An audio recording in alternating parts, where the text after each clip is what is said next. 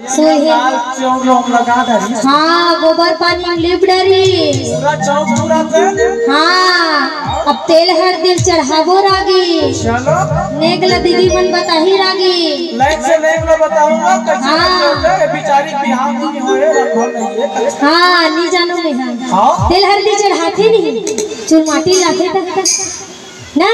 चलो हाँ एक ही तेल चढ़ेगे